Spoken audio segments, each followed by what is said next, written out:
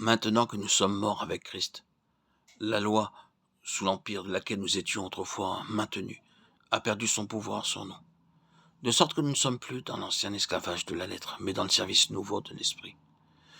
Derrière la tyrannie du péché, il y a une loi, avec sa verge et ses exigences, qui nous fait réaliser avec amertume notre incapacité absolue de la mettre en pratique. Dieu nous dit, par le moyen de la loi, tu feras ceci, tu ne feras pas cela.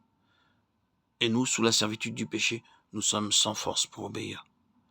Maintenant que nous sommes morts, la loi perd son pouvoir sur nous. Nous sommes morts avec Christ au péché, et par cette mort, nous sommes soustraits aussi aux exigences de cette loi. Les jours d'oppression sont finis. La loi sous la férule de laquelle nous tremblions est désormais transfigurée. Elle est accomplie en nous par la puissance de l'Esprit, car Christ lui-même vivant en nous est l'accomplissement de la loi. Romains 8, 4. Autrefois, c'était je dois, et la défaite maintenant, c'est je puis par Christ. Ainsi, la victoire. Jusqu'à quelle profondeur la croix du Christ, dressée au centre de notre être, a de plus profondes répercussions encore. C'est à nous de dire à Dieu jusqu'à quelle profondeur. Il peut aller en réalisant dans nos vies tout ce qui implique le calvaire.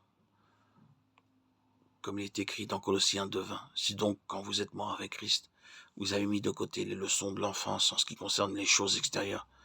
Pourquoi, comme si vous étiez encore en vie, dans les choses extérieures, vous soumettez-vous à des ordonnances? Ne prends pas, ne goûte pas, ne touche pas. Jusqu'à quelle profondeur la mort de Christ doit-elle pénétrer en nous? Jusqu'à quelle profondeur l'épée de la croix doit-elle trancher dans nos vies? Elle doit opérer une séparation entre nous et le péché, ce maître implacable qui habite en nous. L'esclavage de la loi qui nous opprime avec ses exigences inexorables. Et maintenant, elle doit encore nous délivrer de toute dépendance des choses extérieures, de l'importance exagérée que nous donnons à ces choses. Les croyants essentiels ou même simplement utiles à notre service et à notre culte pour Dieu. Le fait que Paul parle du côté religieux de la vie du croyant est indiqué par le contexte de ce passage. Il s'agit des questions de conscience qui apportent le trouble et la division dans tout le corps de Christ. Est-ce que j'ose manger ceci ou bien cela? Qu'en est-il de l'observation du dimanche? Le Shabbat, institué en Éden, concerne-t-il aussi la nouvelle création en Christ, née à la vie par le calvaire et la résurrection? De Corinthiens 5, 17.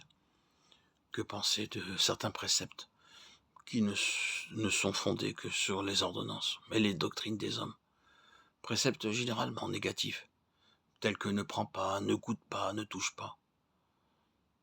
Choses qui sont toutes destinées à périr par l'usage. Colossiens 2, 22. Ces préceptes, dit l'apôtre, ont une apparence de sagesse en ce qu'ils indiquent de l'humilité et le mépris du corps. Mais ils sont sans aucune valeur pour réprimer la tolérance des passions charnelles.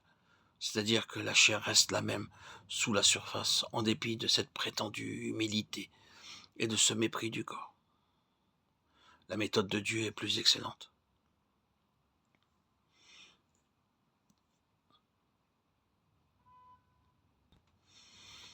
Il fait pénétrer l'épée de la croix jusqu'à la moelle de l'être humain.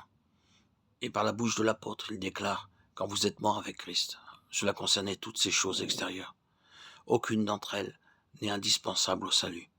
Elle ne contribue même pas au développement de la vraie vie intérieure. La chair a été mise à mort en Christ pour vous. Galates 5, 24. Pourquoi donc vous appuyer sur des choses qui, en réalité, n'ont aucune valeur pour tenir en bride les passions de la chair, laquelle ne fera que changer de forme et se fera jour d'une autre manière?